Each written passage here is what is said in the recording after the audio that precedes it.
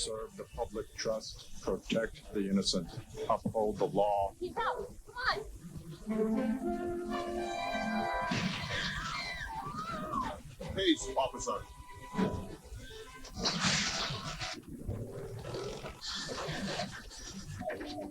This is a bust.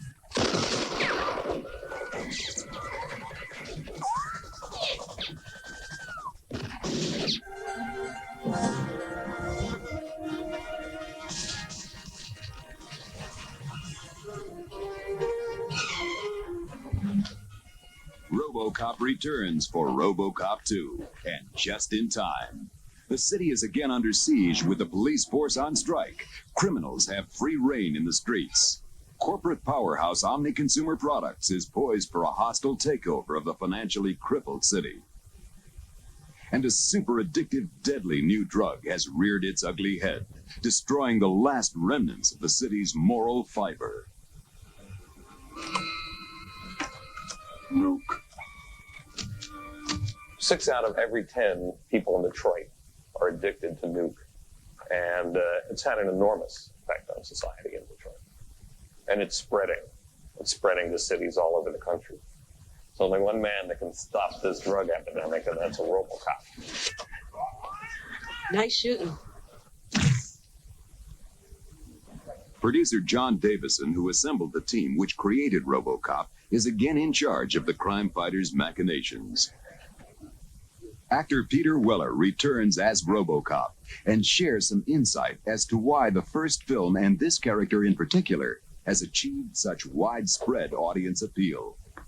He's vulnerable because he's not a superhero, because he's really a human being, I think, is what makes him accessible. I thought it would be a great movie from the time that I read the script, and essentially we made the same movie that the script was. But whether or not a movie is or gathers a major response is usually beyond one's control, except that I read the script and it was great. So, great script, if you want to do it. And I am a little bit covetous of the part. Don't you remember me? Alex, it doesn't matter what they've done to you. Touch me. He's essentially the guy who's lost his life. Simply put, you can pretend he's a guy with amnesia. Ready for duty, partner? You betcha. Let's go. Murphy becomes RoboCop, and Lewis is the one who really still sees Murphy in it. Nancy Allen also returns in RoboCop 2 as Officer Ann Lewis, Murphy's partner. I believe that Lewis became and still is, and this one very much a mirror of that Murphy. I mean, that's really his identification with his human side. Also back from the original cast are Daniel O'Herlihy as the obsessive head of OCP, Felton Perry as his flunky Johnson, and Robert Doquy as Sergeant Reed. How you feeling, Murphy? A newcomer to the city's grim underworld is Tom Noonan as the twisted, malevolent drug lord Kane. The nuke for every mood will offer our customers the opportunity to control every aspect of their emotional lives. Director Irvin Kershner was assigned the complex task of capturing the larger-than-life story of RoboCop 2 on film. It's complex. It's not just physical. I think he's a classic hero in as much as he has a job to do. He has a sense of duty. And the only thing that keeps him going is the fact that he's a cop and he can do something while he's alive. And so, instead of living a life of quiet desperation, or let's say loud desperation, he's doing something about it.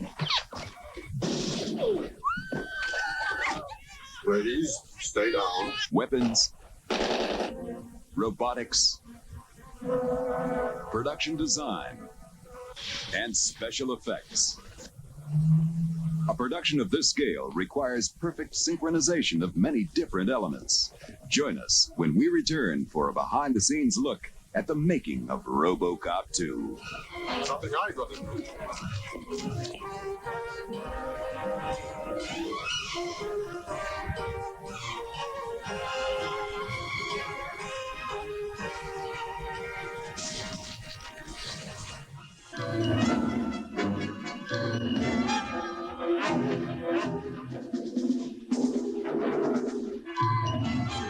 What is RoboCop? Let's see. The hero cop, Alex Murphy, gunned down the line of duty and then reborn via OCP into a cyborg with extraordinary powers. Have a seat. The future of law enforcement. For RoboCop 2, the future of law enforcement takes on a whole new look. The second picture has a new suit. It's been redesigned. It's more of a shiny new car than the first picture's suit. The colors are different. The surfaces are different. They're more reflective. They're harder. The foam rubber surfaces of the first picture have been eliminated, and it's all now fiberglass, like a brand new car. The Robo team are the mechanics and the doctors of the suit. The suit's always getting damaged. It's always getting beat up. It's always going through some kind of catharsis. Part of the Robo team is always at the shop. Part of the Robo team is the on-set mechanics, the people that dress me. It's not unlike a really high-performance race car team where there are a lot of people pitching in and contributing to making one person look good. Wow. Do you feel all right to do it? Yes! There's probably about 15 or 20 pieces in the RoboCop costume. On the very first day of the first picture, it took 12 hours to get Peter Weller into the suit. We are now to the point at the end of the second picture where he can get in and out of that suit in less than 10 minutes. It's a lot more than putting on a suit. The movement all started with a man named Moni Yakin, who's professor at Juilliard, and he orchestrated this movement, and more or less we came to what the movement of RoboCop should be together with Paul Verhoeven, and with the assistance of Rob Bottin, who designed the suit. So we all kind of worked on it as a unit. Once he puts that helmet on, once he becomes Robo, you can't really see his eyes. And sometimes I can see an eyelash flutter or something like that, and then that voice comes out. Think it over, creep. Quite believable. I love Peter. We have a great working relationship, and he is fantastic at Robo. I don't know that anyone could play that part better. I wanted to do it right, and I wanted to do it with the vision that I had foreseen. And so a typical Robo day is I get up around 4:30, then I run 6 miles on the odd days, 4 miles on the evens.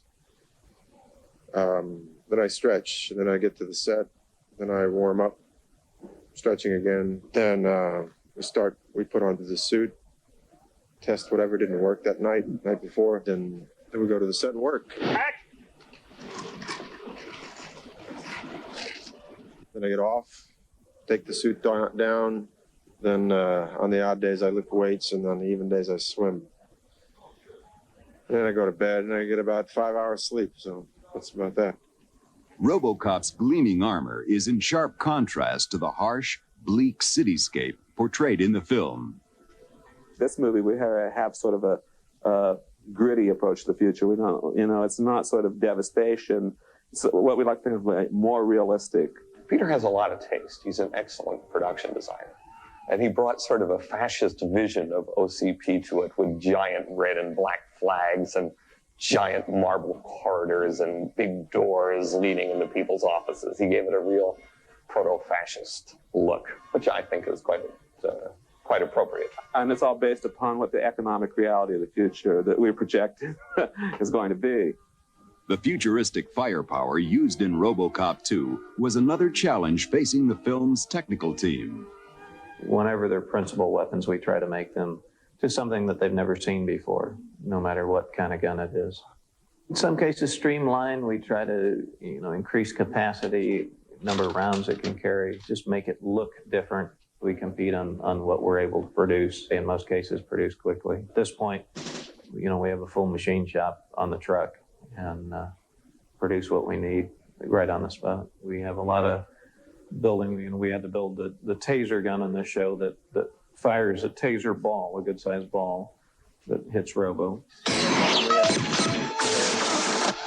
This is Hobbs' folding machine gun. It's designed to be disguised as a radio. And essentially, when he gets in a jam, he opens it up, and it becomes a machine gun. It is an actual functioning gun. 9mm. We discussed possibly changing Robo's gun, and it was just amazing how everybody was, oh, no, you have to use the same 3-shot burst Robo pistol from the last show.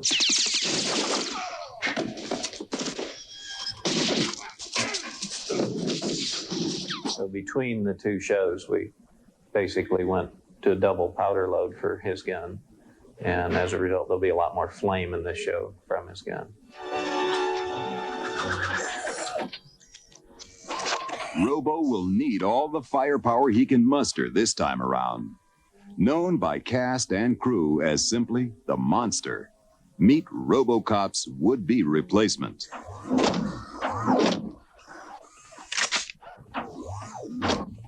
OCP has decided that RoboCop is not what they want. He has too much free will. So they have created what they consider an improvement, which is a giant mechanical monster called RoboCop 2. But things have become a little rougher out there. And now, ladies and gentlemen, with great pleasure, I give you RoboCop 2. Things will be a lot quieter with this boy around. Let's step outside. He's a much more formidable opponent than Ed 209 and has a lot greater strength and size and mass than RoboCop. Creating the 9-foot-tall, streamlined steel killer was no small task for the film's special effects wizards. Or was it? Unlike two-dimensional animation, where you have a series of cells, we're working with a three-dimensional model that is positioned and repositioned sequentially over numerous single frames of film. There are 9 shooting crews creating shots for the picture to create the illusion of this giant monster on the warpath. Stop motion is very time consuming, and it's shot 1 frame at a time, and there are 24 frames in a second of film. So an average shooting crew might be able to do 1 to 1.5 shots a week, and those shots are 2 to 3 seconds in duration. One mistake and you're back to square one. We have 8 stop motion puppets. Each one must have 150 moving parts on it, and each of those are very finely machined by one of the animators, in addition to 1 full-size cane monster prop that was built from the waist up.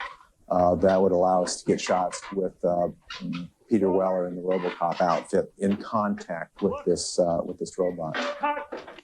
Boy, that was terrific. Thing of beauty. Great. We'll be back with more about the making of RoboCop 2, the incredible merchandising, and a preview of a new hit music video. So don't go away. Freeze. Nobody move.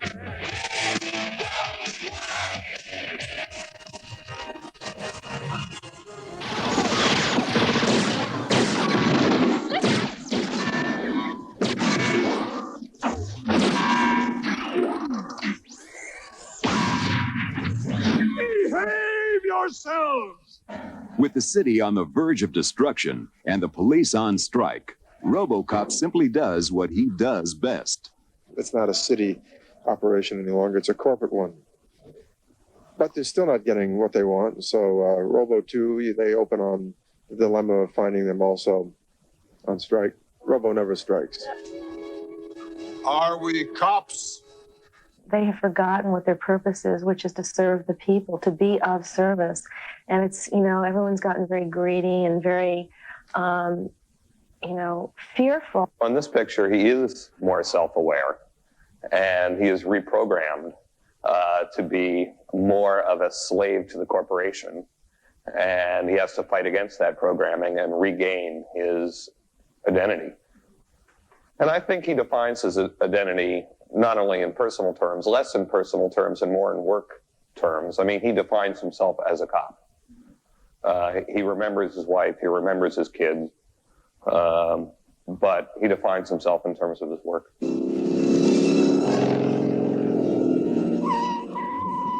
Robo doesn't make these judgment calls about whether or not it's appropriate to work or not to work. Robo's been programmed to work. That's his job. That's what he does.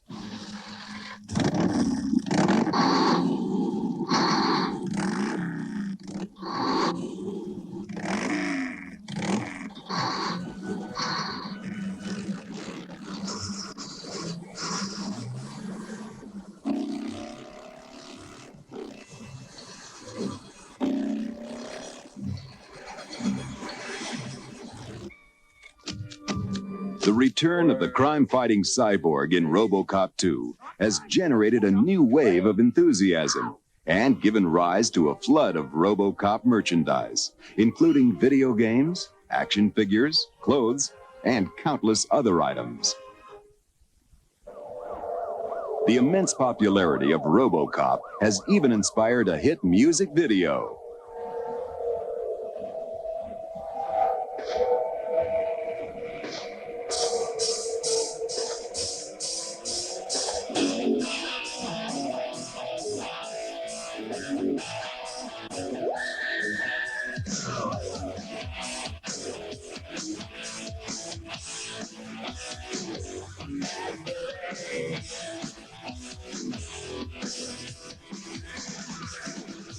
Billy went driving on Saturday night,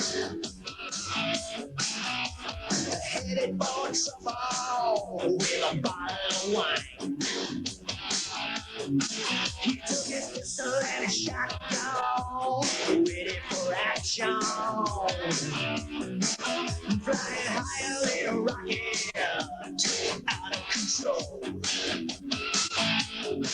He said, I ain't got money, I ain't got fame, but after tonight, they're gonna know my name. Angry and young, under the gun, the kid goes wild. Rebel alone, heart of the soul, the kid goes wild. The kid goes wild.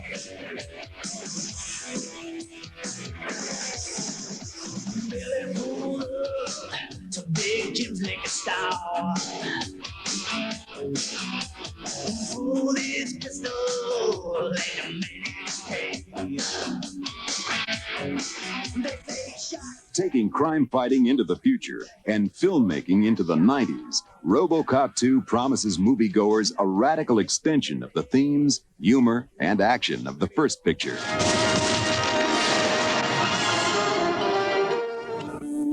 The action stuff is great. The fight sequences are wonderful. There's a wonderful new monster.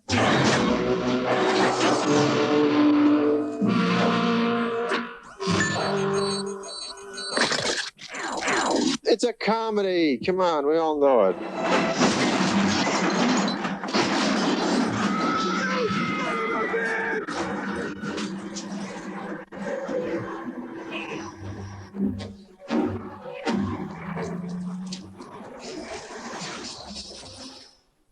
It's an action science fiction picture.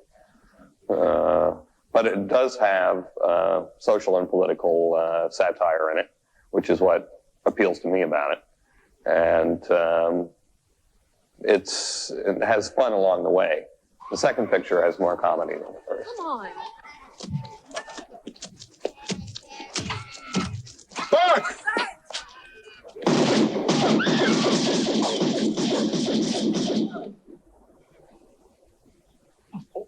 Thank you for not smoking.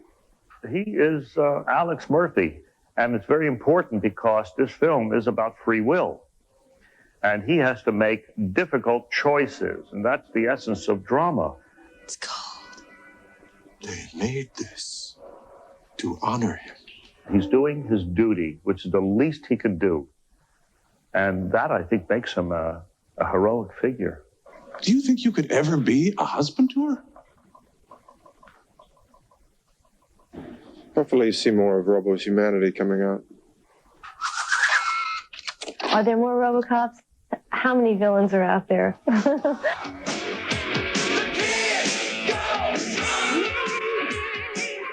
Blasting into a new age of law enforcement, the stage is set for an all-out mega war. RoboCop.